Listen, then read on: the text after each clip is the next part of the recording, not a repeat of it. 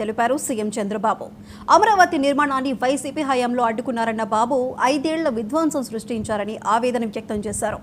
అమరావతి ఉద్యమకారులకు సల్యూట్ చేశారు సీఎం. सिर्फ भारत के हर घर में रहते हैं और हमारे दिल में रहते हैं. మిత్రులారా ఒక్కసారి చెప్పండి. Especially being felicitated by our honorable chief minister and intricately designed Amaravati themed prime minister portrait memento ప్రత్యేకించి కళంకారి రీతిలో దీన్ని రూపొందించి ప్రధాని గారి పోర్ట్రేట్ ని మెమెంటో రూపంలో అందిస్తున్నారు ముఖ్యమంత్రి వర్యులు. A huge round of applause. ముఖ్య అతిథి వారికి ఘనంగా సత్కరించుకుంటున్నాం. గట్టిగా కరతాళ ధ్వనులు ఉండాలి. మరింత గట్టిగా జై హో ఆంధ్రప్రదేశ్. ధన్యవాదాలు. Today is a great day. Andhra Pradesh చరిత్రలో శాశ్వతంగా లిఖించదగ్గ రోజు.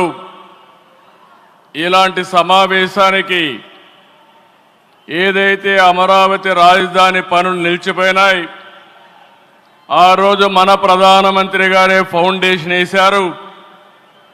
5 సంవత్సరాలు విధ్వంసం జరిగింది.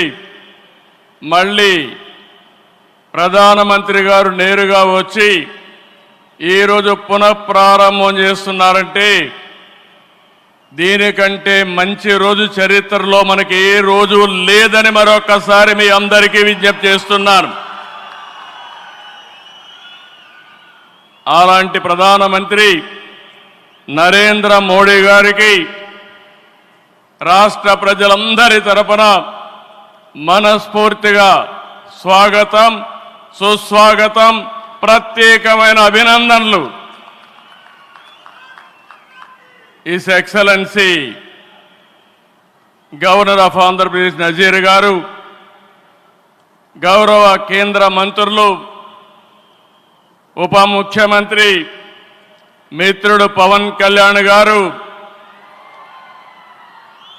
వేదిక పైన వేదిక ముందునున్న సోదరి సోదరులందరికీ నమస్కారాలు.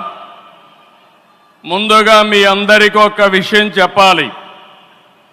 గతంలో మోడీ గారిని ఎప్పుడు కలిసినా చాలా ఆహ్లాదకరంగా ఉండేవారు.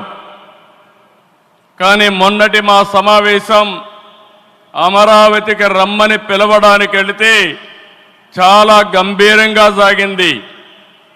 దీనికి కారణం, ఏకైక కారణం, ఉగ్రవాదుల దాడిలో నా దేశ ప్రజలు ప్రాణాలు కోల్పోయారనే ఆవేదన మోడీ గారిలో నేను చూశానని చెప్పి మరొకసారి విజ్ఞప్తి చేస్తున్నాను.